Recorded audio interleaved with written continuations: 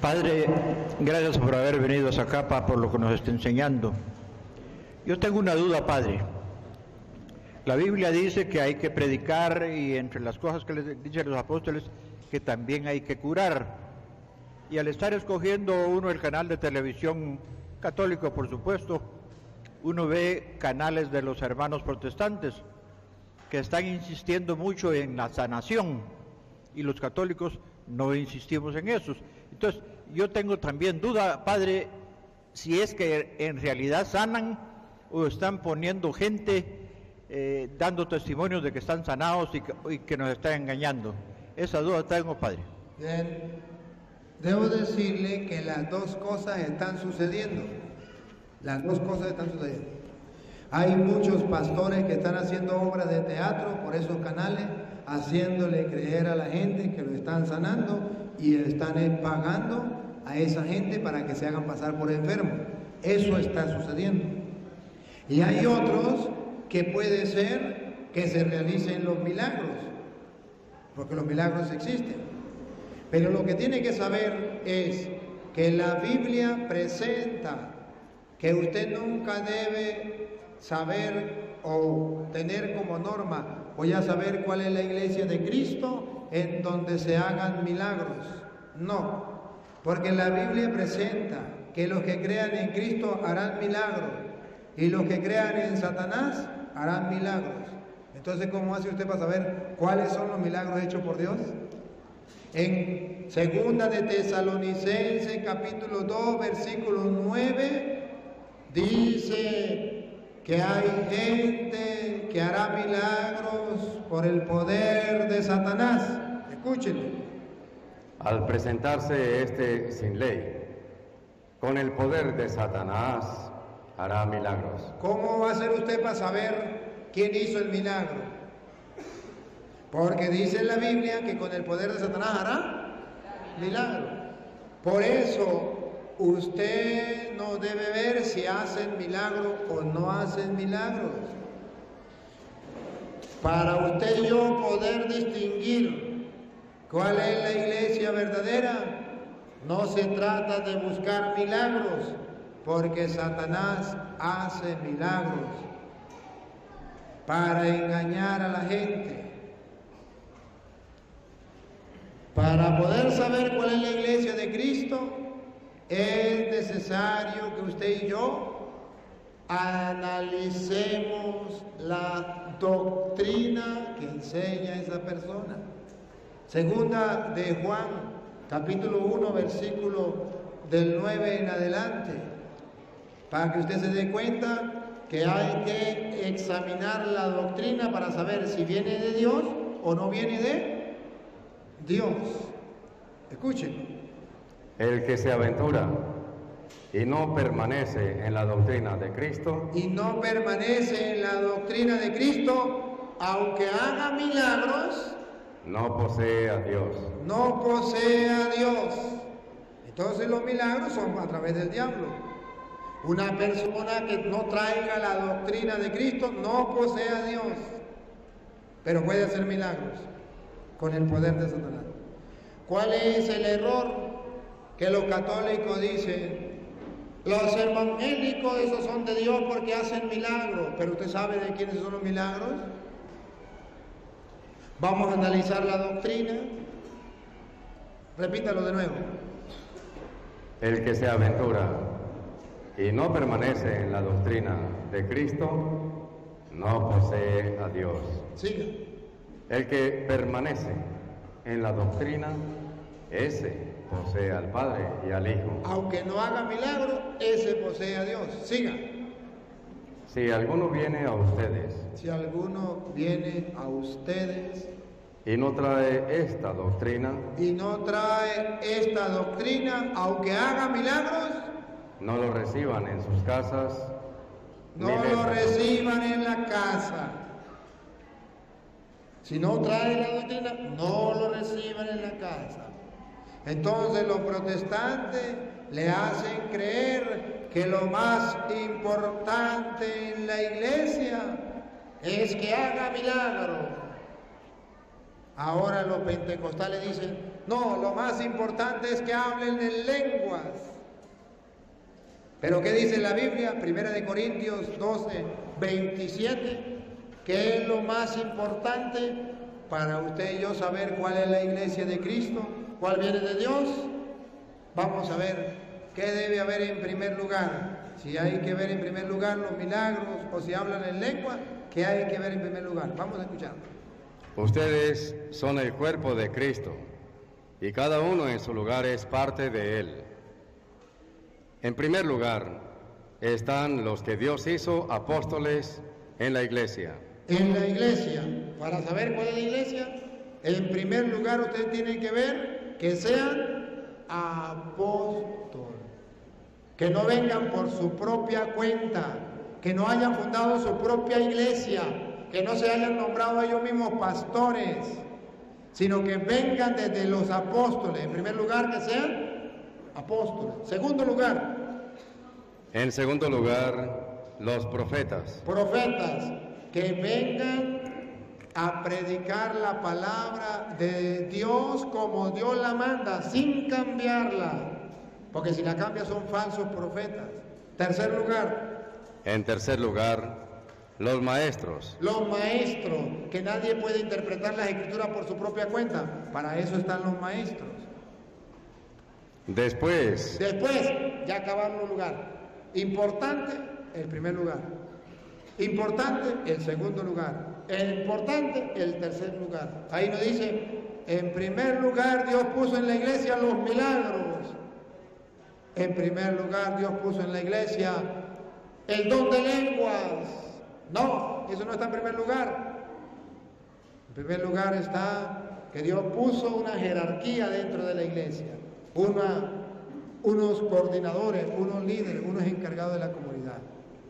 Y después, otra vez Luis, y después. Después vienen los milagros. Después vienen los milagros. Después, no dicen lo primero. Luego, el don de curaciones, la asistencia material, la administración en la iglesia y los diversos dones de lenguas. Ahí sí, después de último. Entonces los protestantes vienen engañando, diciendo, en primer lugar los milagros. Los pentecostales, en primer lugar el don de lengua. Mentiras. Otra pregunta. Gracias, padre. Sí, perdón. ¿De dónde? ¿Acá también? Ah, bueno. Bien, buenas noches, padre. Mi pregunta radica en el Evangelio de San Lucas 9, donde habla de la curación de un joven epiléptico. Prácticamente en el versículo 49, que dice de la siguiente manera: en este momento Juan tomó la palabra y le dijo: Maestro, hemos visto a uno que hacía uso de tu nombre para echar fuera demonios, y le dijimos que no lo hiciera, pues no te sigue junto a nosotros. Pero Jesús le dijo: no se lo impidan, pues el que no está contra ustedes está con ustedes.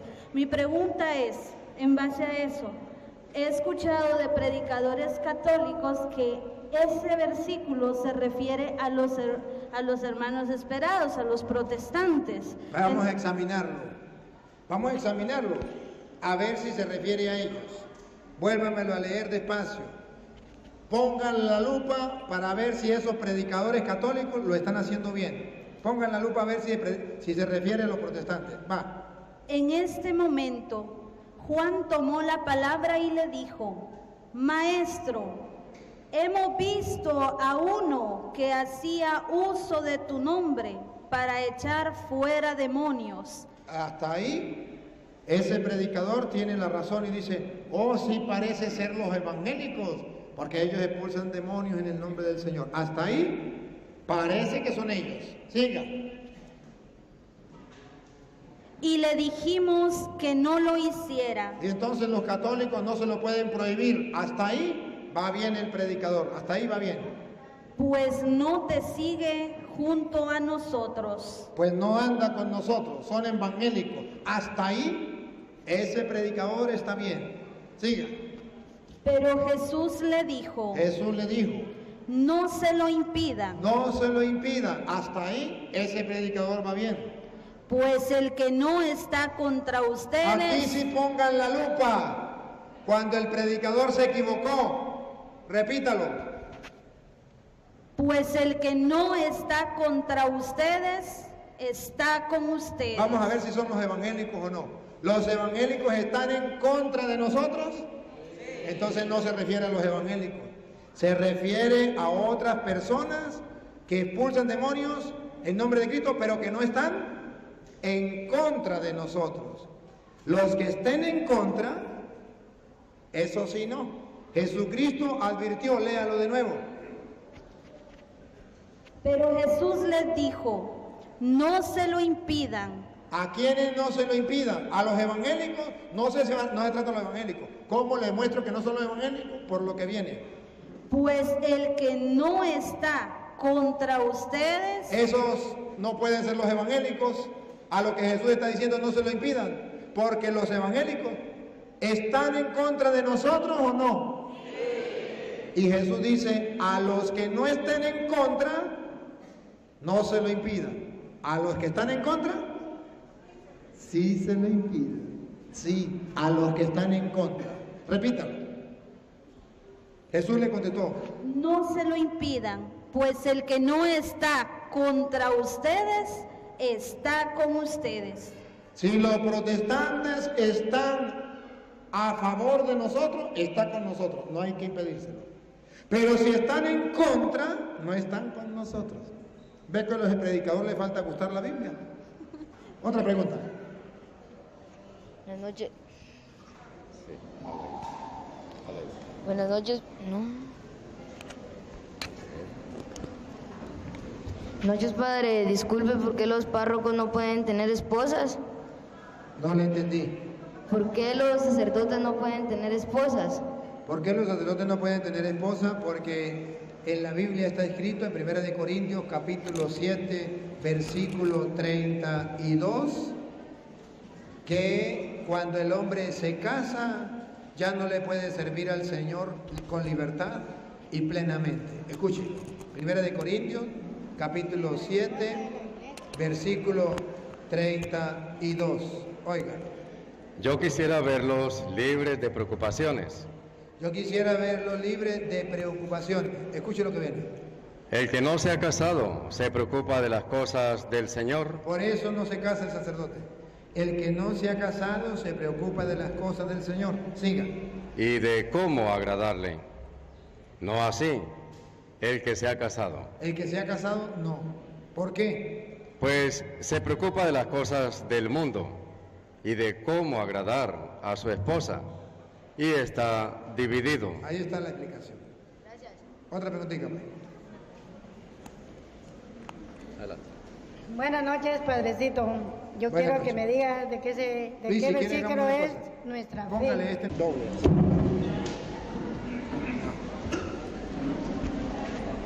Haga la pregunta todos. Buenas noches, padrecito. Buenas noches. Yo quiero que me diga el de la fe, que un cristiano sin fe es un cristiano muerto. Un cristiano tiene que ser vivo, y una iglesia cristiana tiene que ser con fe, cariño y amor y carisma. Por eso nos llamamos católicos carismáticos, porque el católico carismático tiene que tener carisma. Ya no tiene que ser católico muerto, católico ignorante, tiene que ser un católico vivo y una iglesia cristiana renovada. Dejar todas las cosas del mundo y trabajar solo para el Señor. El Señor Padre no tiene dos caras, el Señor solo un rostro, y a Él le tenemos que alabar y rendir honores. Muchas gracias, Padre. Muy bien, usted como que escuchó la enseñanza, muy bien, le felicito. Eso fue lo que tratamos en la enseñanza y lo agarró muy bien. Y Dios estaba haciendo eco a través de esta hermana para recordarnos que tenemos que ser eso, una iglesia viva, una iglesia activa.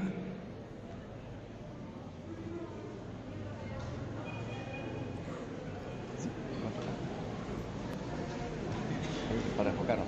Ajá, gracias. Para enfocar la cámara. Buenas noches, padre, y a todos.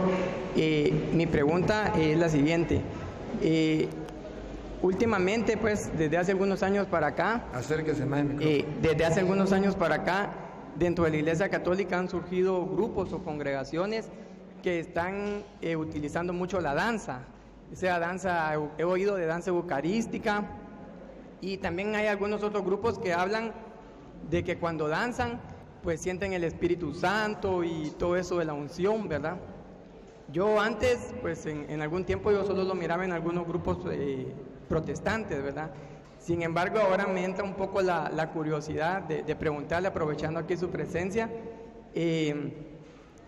tal vez como que qué tan correcto es utilizar todo esto de la danza dentro de la Iglesia Católica, ¿verdad? Y cuáles son los fundamentos en los que se está basando, porque si son grupos pues reconocidos dentro de la Iglesia, pues está bien, ¿verdad? Pero sí me entra un poco de duda con respecto a la danza dentro de las celebraciones de la Iglesia Católica. La danza era algo muy importante en el pueblo judío, según dice 2 Samuel 6, del 3 en adelante, como David danzaba ante el arca de la alianza, lo puede buscar, y la danza es importante. Lo que tiene que saber, según la liturgia, dónde lo permite. Donde la liturgia lo permita, ahí puede danzarse. Y luego, danzarse no significa bailar mundanamente, sino danzar para el Señor, que significa alabar al Señor no solamente con los labios, también con todo el cuerpo, con todo su ser. Eso es valedero.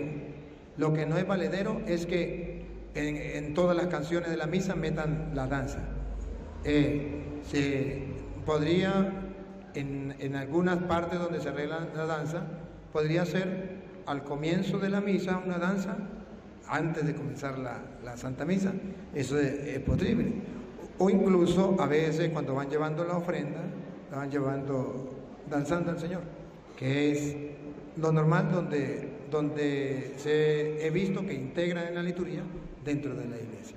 Ahora, en otra actividad, puede que no sea la misa,